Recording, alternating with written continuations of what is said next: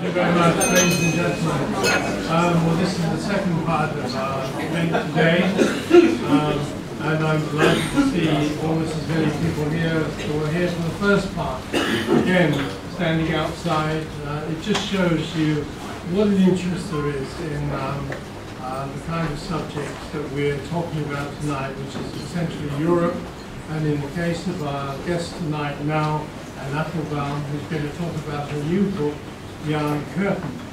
Now, Ian and I have something in common in that we both work for the Washington Post. I worked there many years ago during the days of Watergate, when the editor was a distinguished man called Ben Bradley. And it was a great paper to work for, and still continues to be a great paper. And Anne has written columns more than I can remember for the Washington Post, which are all worth reading and are all in the archive. Anne is a historian, she's a journalist, she's a writer, and she also works in a number of other organizations, and she spreads her time between London, Washington, and Warsaw. So she's immensely well-traveled and well able to talk about it, but I don't want to take up any of her time. So welcome please to the AIIA and Applebaum.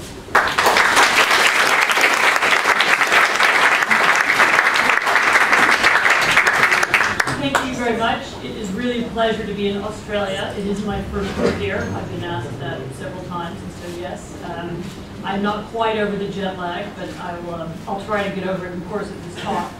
I'm just going to speak rather briefly about my new book, about Iron Curtain, and then I'm happy to answer questions or talk about almost anything, really. You've already heard my husband, apparently, for some time, so we can just leave Polish politics in Europe out of it. There are plenty of other things to talk about.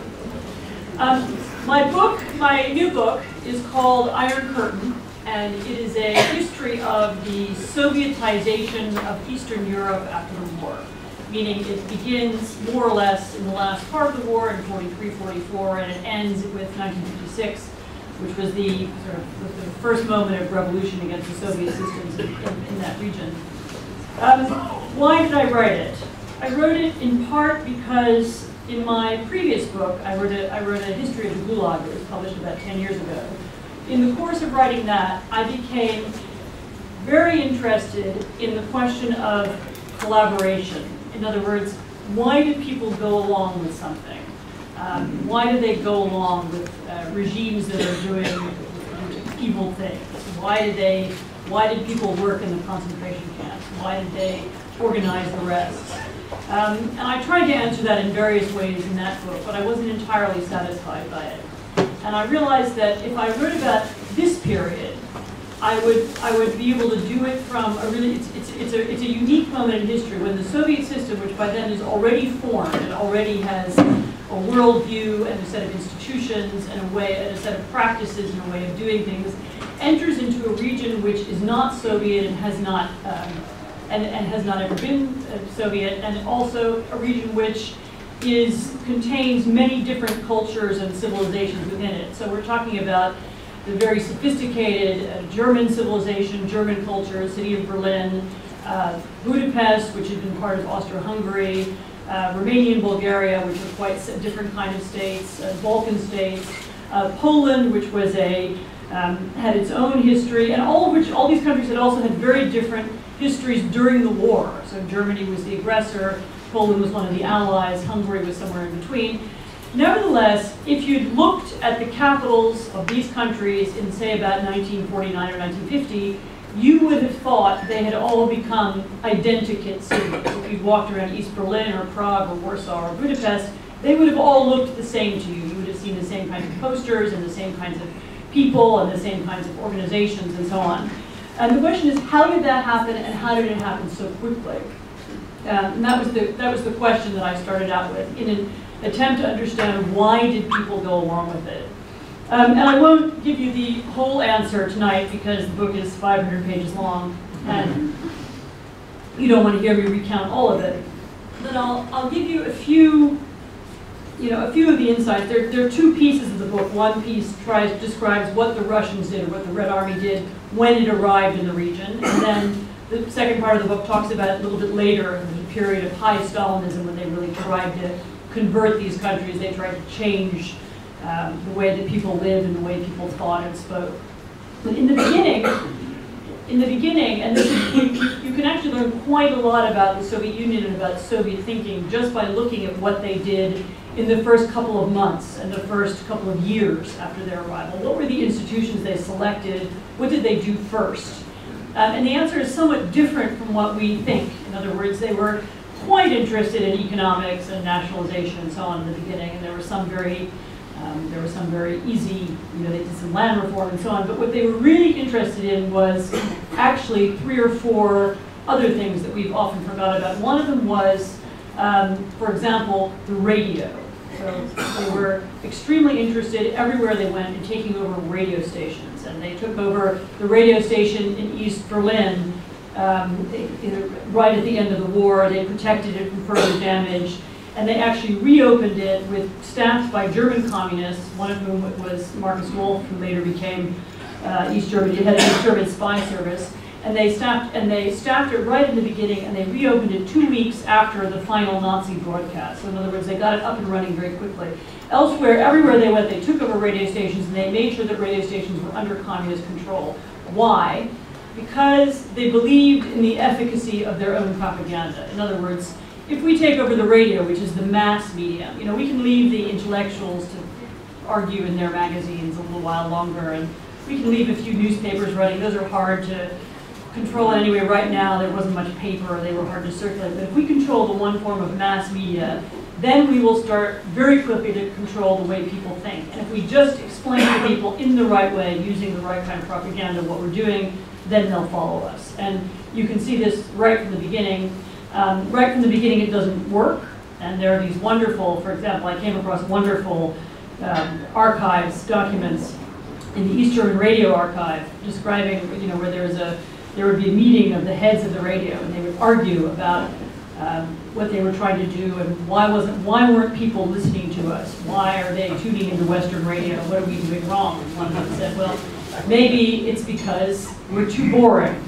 And the other person says, no, that can't be the explanation. And then somebody says, well, last week we had Comrade Ulbricht's speech on, that lasted 3 hours. Maybe if we just cut it up and we put excerpts from the speech on, that would get more people to listen to the radio. And then somebody else says, no, we can't do that because people really need to hear the whole speech, because if they hear the whole speech, they'll understand the system and they'll follow it. But it's very revealing. They thought it was going to work, so at least in this period. At least those group of communists. Another thing they did in the beginning, everywhere, and they often began this process before the war actually ended, was they formed a secret police force. So in Poland and East Germany a little bit later because they didn't trust the Germans, but certainly in Czechoslovakia, Poland, Hungary, they begin from the very beginning to organize, recruit, and train mostly young, mostly uneducated, and mostly illiterate, often illiterate, I should say, young people to be part of the new police force. And in Poland, they actually begin this process in 1939, when, with the Soviet invasion of Eastern Poland, which takes place in 1939 when the war begins. And they occupied Eastern Poland. It was at that time they began to recruit people, some of whom became the seed of the police force after the war ended. So they begin planning and organizing a political police who's loyal to them and not loyal to the not even necessarily loyal to local communists, although that sometimes went in different ways, and who were somehow outside the law. And they created that, and they gave people incentives to join that very early on. What did the secret police force do? It used, and this is different from how the Russian Revolution progressed, it used in this period what I would call selective violence. So there was no mass indiscriminate violence. It wasn't mass arrests of people, and it wasn't like the Nazis machine gunning into the crowd. It was very carefully targeted at people who might be leaders. So it was targeted at teachers, at intellectuals, at priests, at former policemen, at former politicians. They were deliberately selected. They were not always arrested, but often arrested, sometimes murdered, but in any case repressed, removed from their jobs very early on in order to sort of decapitate the society. And this turned out to be something they hadn't done previously. This is not how the Russian Revolution worked in quite exactly that way. But by this time they had some experience in Sovietization, and they focused very hard on these people. And so this creates some historical irony. So for example, in Poland, who were they looking for right in the very beginning? They were looking for people who fought Hitler. So the Polish Home Army, the Polish resistance, these were the people who fought Hitler, and these were the people who were on high level of suspicion for the Soviet Union. Why? Because if you're organized enough to be able to fight Hitler, then you'd be organized enough to fight us. So the first people they arrest, and there are a famous series of arrests of the leadership of the Home Army in this period. Also, Home Army units are surrounded and disarmed and sent to the east. And this was their first. A very similar process went a little bit later in Hungary. They began looking for people who'd been active anti-fascists during the war, because those were the people who they feared might organize against them. And this happens once again in almost every country. Who else were they looking for? And this is one piece of the book that was a surprise to me. They were looking for lack of a better word, for organizations and people who might be leaders of what we now call civil society. So not necessarily political people, but organizers of youth groups and organizers of church groups and anybody who had an institution or organization, some of which had some continuity from before the war, some of which were new. There was an organization. I opened my book actually by talking about something called the Polish Women's League, League of Kobiet, which was a group that spontaneously formed itself at the end of the war in order to help women and children who were traveling back to the country from exile or from hiding or from camps in Germany. And they formed this organization. Just really, it was a charitable organization, and it was one of the organizations that was targeted. That it was in effect taken over by the state and transformed into an arm of the Communist Party. So the idea was that there would be no such thing as an independent sports league, and there would be no such thing as an independent trade union, and there would be no such thing as an independent youth group. All these organizations were meant to be, one way or another, put under state control. This system left people with incredibly bad choices. And one of the transformations that I went through while writing about this period was, it's very easy now to look back at this time and say, well, they were good guys and they were bad guys, and these people were collaborators and these people weren't. This is a very gray, complicated period in which, as I said, people didn't have good options. They didn't have this wasn't taking place in modern Switzerland where you could just leave, or you could, just go live in a different district and it would all be over. So people had were given few choices. So for example, I came across a law that was passed in 1947 in East Germany. And the law doesn't say that, what the law said is that everybody who owns a printing press has to have their printing press licensed. And everybody who owns a licensed printing press is only allowed to print books that have been approved by the central planners. That's it. It doesn't say you'll die if you don't go along with the printing press, or if you don't print with what is dictated by the central planners. It doesn't say much else. But now imagine, you live in Dresden and it's 1947, and you own a printing press. And this is before the nationalization of the printing presses, actually. So this law is passed. You don't maybe particularly like communism. You've never been interested in it. But the law has been passed. You own a printing press. You have a wife who's ill and is in the hospital and needs special medicine. You have 2 teenage children who would like to study. Your house was destroyed during the war and you now live in a state-owned flat in Dresden. Your cousin was arrested last week, as many people were subject to arrest and would just disappear overnight. Your cousin was arrested last week, last year, and you didn't know where he is. How likely is it that someone in that position with these responsibilities to family is going to start printing books that are not on the list of approved books by the central planner? For what reason? Because, if you did so, maybe you won't be arrested, but you'll certainly lose your printing press, you might lose your apartment, your wife might lose your medicine, your children won't study. And who knows, you might end up like your cousin in Siberia. By the same token, you're given the collected works of Stalin to publish. And you think, well, you don't really like Stalin, but if you don't publish this book, somebody else will publish the book. And it's not going to hurt you. First, you don't really care about Stalin, and you don't really want to be political. And so why shouldn't you publish the book? It doesn't really matter. No one's going to read it. So you publish the collected works of Stalin, and you don't publish the opposition leaflets by people who you don't really know anyway, and you don't have much to do with. And all over Germany at this period, in Eastern Germany at this period of time, people are making that kind of decision. And so without any violence, actually, and without massive social unrest, the state has eliminated at least all printed, professionally printed books and pamphlets and manuscripts that aren't centrally approved. And you can see this begin to happen in this region in this period at the time. And one doesn't have to like the printer for having done this, but one has to have some understanding of why he might have made those choices.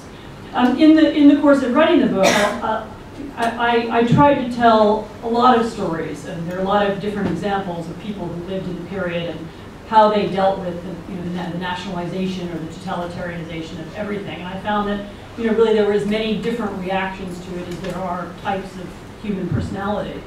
And I'll mention a couple of them here. Some of the stories that made the biggest impression on me. One was the story of someone who became a Stalinist in this period. And the person he's called Tadeusz Konwicki, and later he was famous for other things. He was a very famous Polish writer, later on a dissident writer. But in this period, he chose to become, he was for a very brief period of time a Stalinist writer. He wrote a really appalling book about a factory worker who triumphs over capitalists and so on. It's almost unreadable. He's very embarrassed about it.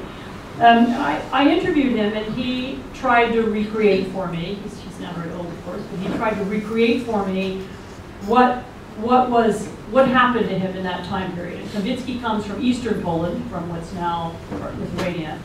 And he had been fighting as a partisan during the war against the Germans. And he'd been with a small group of partisans. They had arms. They were camped in the woods, and they were fighting the Germans. And then, as the war progressed, the Red Army came in, and actually his partisan unit went into hiding and, for a brief period of time, tried to fight the Red Army as well. And then very quickly realized that it was useless. Not only was it useless, I think there was a bad period when they were sort of stealing from the peasants to get their food. The war was over. The countryside wasn't supporting them anymore. And it began to seem pointless and senseless. And so many people had died, and things were moving on, and the war was over. And he eventually came in, and there was then amnesty for people who'd been partisans, and he left the woods. And in effect, he left the place that he'd been born, which was now not part of Poland anymore. The borders had been moved. He came back to Poland. He was 19 years old. He had no education. His family were gone, dispersed, or dead. He had fake papers. He didn't have any actual identity.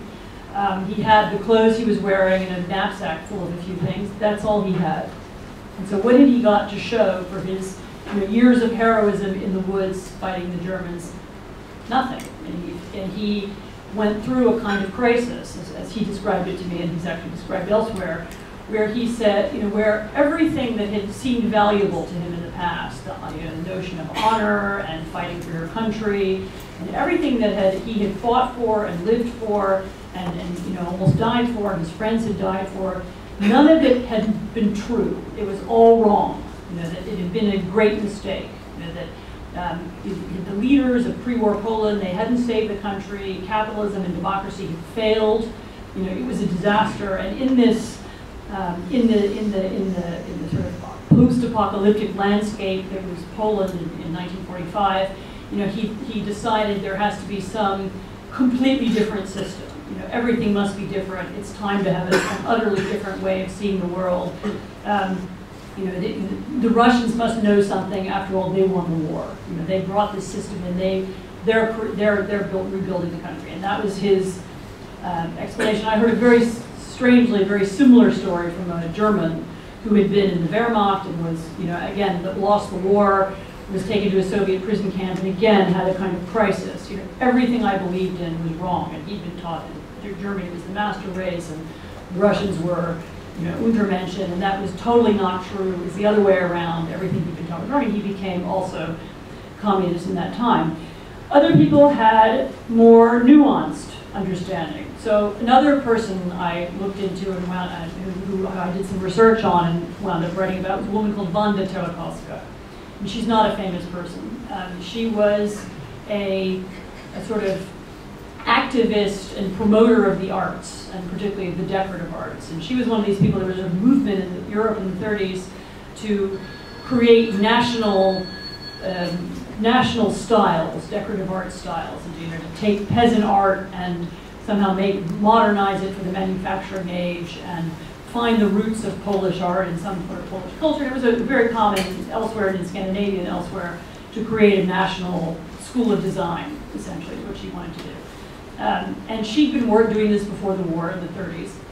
And after the war in 1945, she saw that this idea was somehow compatible with what communists said they wanted to do, right? So, somehow it was to do with peasants and creating new works of manufacturing goods based on peasant designs. And she took a job in the culture ministry, and she became, I've forgotten her title was, but she was Deputy Secretary of Culture or something, Deputy Culture Minister. And in that capacity, she spent a lot of effort trying to help artists. So she persuaded some to come back to the country. She helped others survive in this period. People have written about how she gave them 500 zlotys, and she got them through through this period. And she appears to have believed that by collaborating with the communists, in other words, by actually joining the government, this is in a period when the communist parties are fighting against the Polish resistance. She could somehow, by collaborating, help people. She could help her country. She could promote this, the Polish design and Polish School of Arts by somehow using the communists and somehow working with the Communist Party and creating a sort of honest life inside the system. And this was also a very common way of adjusting. In her case, it's interesting. She actually succeeded. She sent artists around to factories in Poland, and they created these wonderful things, these designs for vases and fabric and so on that are very interesting. Actually, they're all in the basement of the Polish National Museum now, and I'm hoping someday there'll be a big exhibition of them. They created all these samples, but of course, Polish factories in this period, all they wanted to do was produce the cheap. There was so much demand and so little. And there was no demand for things that were good. There was just demand for anything. Anything they could produce, they could sell. And so there was no particular interest at that time in producing any of her designs. And in essence, she failed. I mean, she didn't create a school of design, and she went down in history, in sort of Polish art history and Polish history as a communist, as a Stalinist. She wasn't particularly remembered by anybody. Lately, the Polish National Museum got interested in her, sort of resurrecting her life and her story. But she tried to collaborate in what she thought was a useful way, and it proved unsuccessful in any case, and it didn't win much for her. A third example, and I'll leave you with this thought, were there people who tried to evade all forms of collaboration and not have anything to do with the state? And the answer is yes, there were, but it was incredibly difficult. In this period, later on, not so much. Later on, you could do it. In this period, I interviewed a woman called Halina Bortnowska, who at this time was she was young, she was a student, in secondary school. And right in this period of sort of high Stalinism, when there was an attempt to control everything, Halina Bortnowska refused to sign a petition. I think it was a peace petition. One of the ways in which they would try and create political energy where there wasn't any was to pass around petitions and make everybody sign them. So a petition calling for world peace, against the capitalists or the Korean War, I can't remember. And she and her friend of hers decided not to sign it. Whereupon they were told they couldn't graduate from high school. They couldn't get degrees, and which of course meant that she couldn't go to university. And she was somebody who came from a very patriotic family, and she was young. She was not married. She had no children, and she, in effect, created a life for herself outside the system by going to work she left the city. She was living in Wrocław, in a big city, and she left and went to the countryside and became a teacher of catechism. And somehow this was still possible in this period. And so she affiliated herself with some nuns, and she lived in a small hut somewhere, and she taught catechism to school children, and that somehow, I think from their parents, they contributed enough money to, so that she could buy food. But this was for somebody who was very bright. She later on got a university degree. This was a decision. You had to decide to be outside of society. You had to go and live by yourself. You had to be in the countryside. You had to find a branch or a way of living that required no collaboration. But it's something you could do if you were young, if you had no dependence. So it was possible, but it was extremely difficult. Now, you all know how the story ended in Eastern Europe, and the truth is that this attempt to control everything, to control not just economics and not just politics, but culture and the arts and after-school programs and summer camp, and eventually radio and eventually TV, it contained the system, which we, I think, rightly call totalitarian, although I'm not sure that it ever succeeded in controlling everything. That was the intention. It in some ways contained the seeds of its own destruction. If you try to control everything, then you make everything into a potential source of dissent. So if you control, if you tell artists you have to paint like this, and one artist says, no, I want to paint like that, you have just made him into a political enemy. If you tell young teenage boys, no, you can't have a Boy Scout troop, you have to be part of the Young Communists, and they decide, right, we're not doing that, we're going to have our own independent scouting troop, which, by the way, was very important. The underground scouts were very important in Poland from the beginning to the end.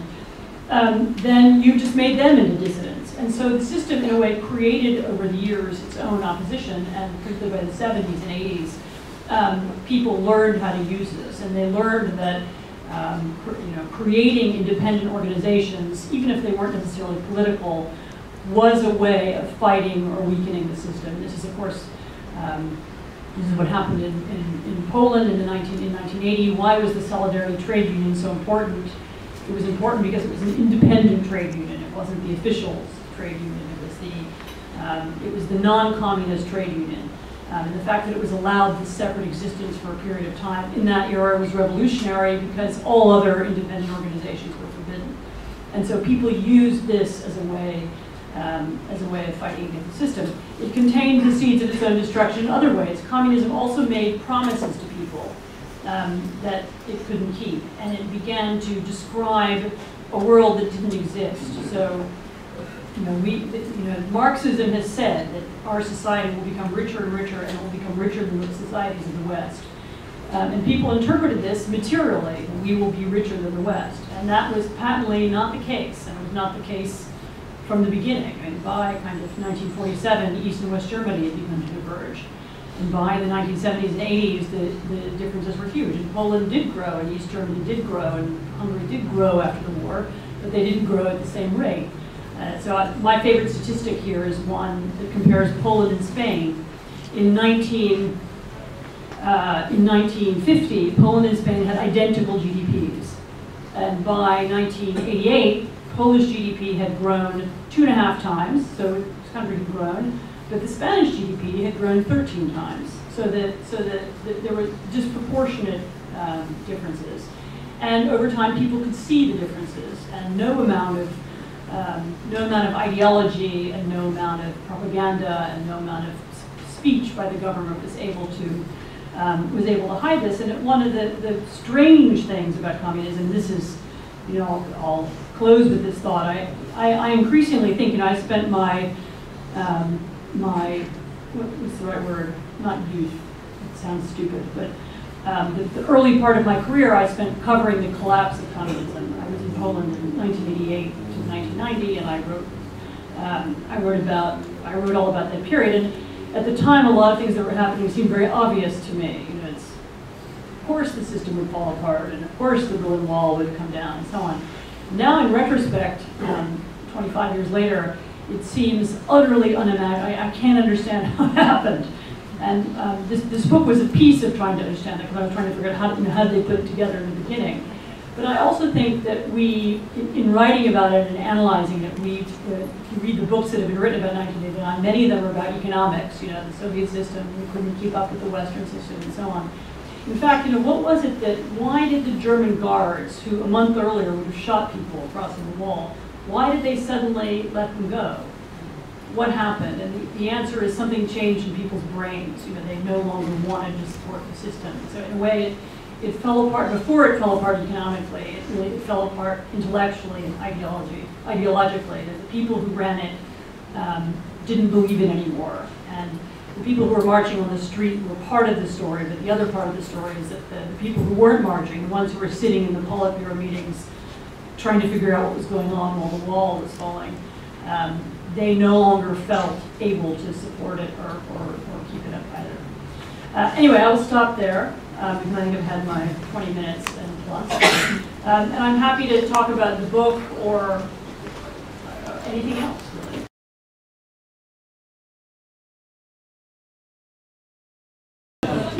Very briefly, I'll say that the politics toward churches, not towards to all of the churches in this period, is interesting because they, when the Red Army came in, they actually didn't attack the church openly. There was none of the burning of churches that you had after the Bolshevik Revolution. It was a much more calculated attempt to deal with churches. And initially, they left churches alone, and so people who went to pray in churches weren't bothered. But they did focus very early on church organizations, on church youth groups. And so one of the most dangerous things to be in East Germany in 1946 was a Christian democratic youth leader, because they were seen as potential enemies and problems. And so they begin early on with organizations, later church schools. In Hungary, they actually dissolved the monasteries. So there was an attempt to destroy church organizations.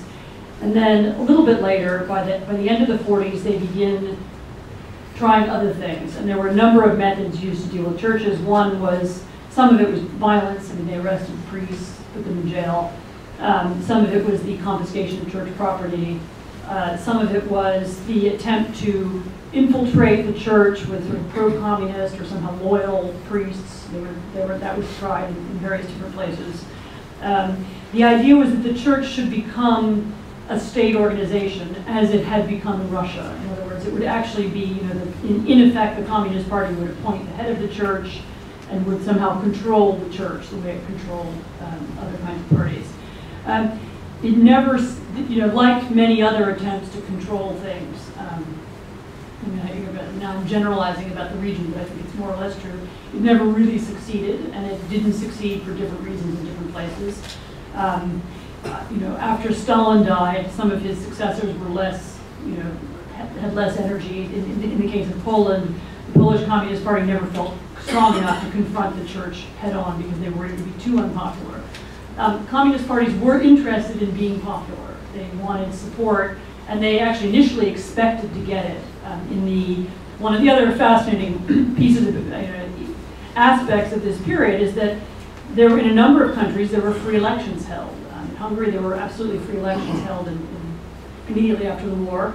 Why did the communists allow free elections? Because they thought they would win. The Soviet Union won the war, and the public will now, the workers are the majority. They will now flock to us and they will support us. And that why, there was a constant search for explanations for why don't people support us. A little bit like the radio, wondering why don't people listen to us. But they made efforts. And the church, in some places, churches, people were afraid to confront head-on. They didn't want to alienate people. But there were attempts to take it over, control it. And they were, in some places, more successful than others. I mean, there were some church organizations that were quite badly undermined in some countries. And then elsewhere, people found in the church, in their churches, sometimes physically a place that was out of state control, so you could meet people there in a freer way. And sometimes, it was an alternate set of values. At the very least, for example, in Poland, the Catholic Church represents a sort of historical continuity. And the communists very often tried to end continuity and say, no, history begins now. We're rewriting it. We're starting again. And the existence of the church, Pope John Paul II used to speak about this actually rather openly, that we represent an older line, an older set of traditions. But anyway, that's the short answer. Long answer. There's a nice long chapter on the church in the book.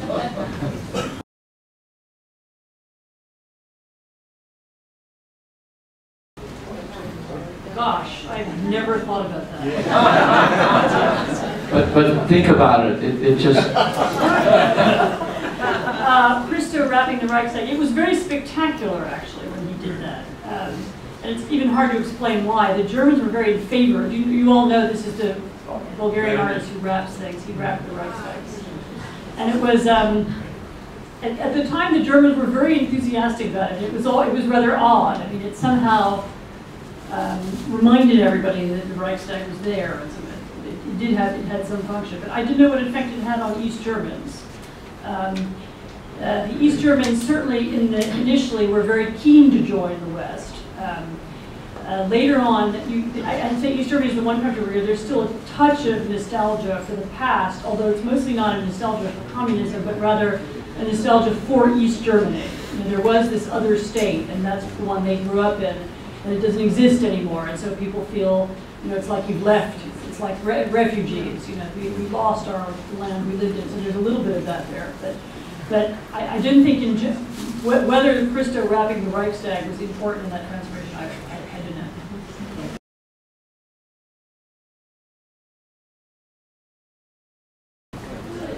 I mean, did it remain cold? I mean, there was a bit of fighting elsewhere in the world. It's true that there wasn't fighting in Europe.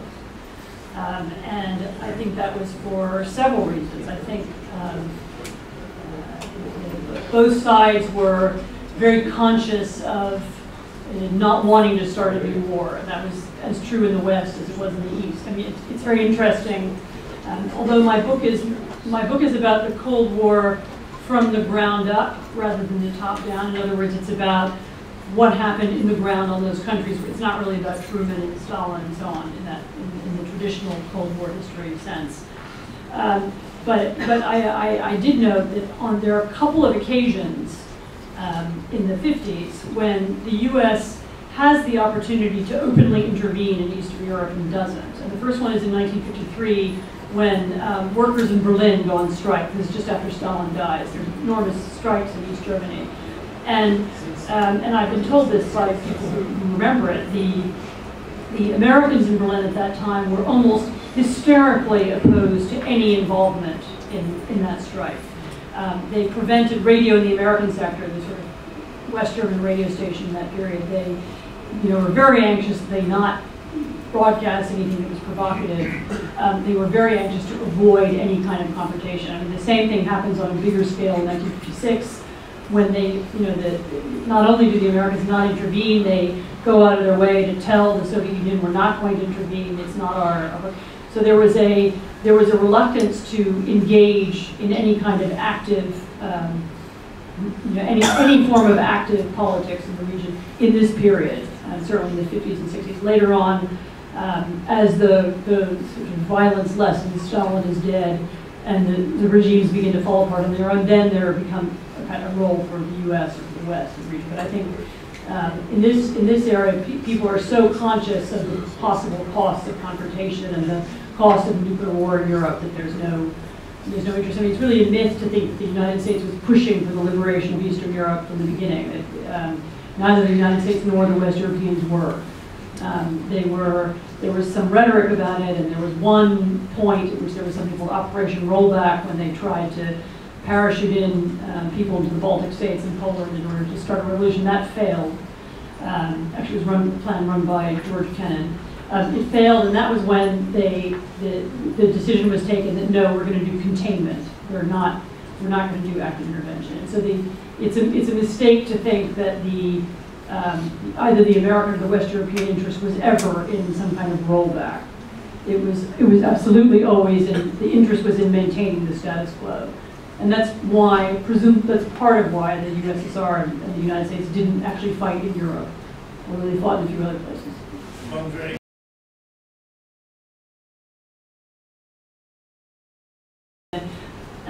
There's an interesting line in Eastern Europe, actually, which doesn't run quite between the former border of the Soviet Union and Eastern Europe. It actually runs along the 1939 border. In other words, there is a distinct difference between countries which were part of the Soviet system for 70 years and ones that were part of it for only 40, 50 years. So for example, the Baltic states, which were part of the Soviet Union, they were Sovietized fully, they were made into Soviet republics after the war, nevertheless have had an easier time reforming themselves and rejoining the West than has Russia or Kazakhstan. And the difference, it's a quite profound difference between Eastern and Western Ukraine is part of the same phenomenon. So Western Ukraine was part of Poland before the war, and since the war it's part of the Soviet Union. And some of that seems to be to do with a memory of different sets of values, different institutions. And a lot of it also seems to be to do with the willingness of elites in Central Europe and the Baltic states to move quickly and to try to join the West as quickly as possible. It turns out when you look at the pattern of change in that region since 1989, it's almost less important what particular governments did. I mean, you can look back at who tried to privatize and how privatization went and so on. There were different methods and techniques, and pretty much no one liked any of them.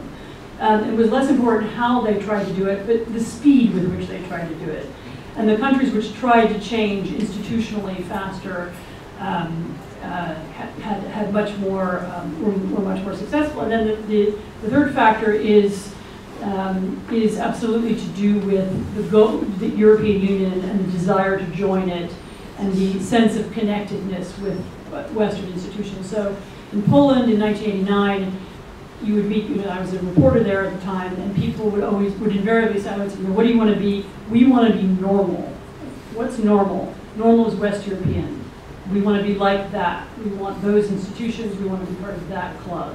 And people immediately began orienting themselves in that direction. Further east, there wasn't that sense that we want to be or we can be part of Western Europe, and the speed with which people tried to adopt those institutions was not so great. In Russia, there's a special problem, and the special problem is oil and gas. And the fact that once the way in which oil and gas were privatized, it meant that a few people ended up owning enormous resources, and that very much shaped the way the rest of the transition went, because it then became in those people's interest to keep things the same the way they were, because that's how they could protect their fortune, and they then had the money and the power to do that.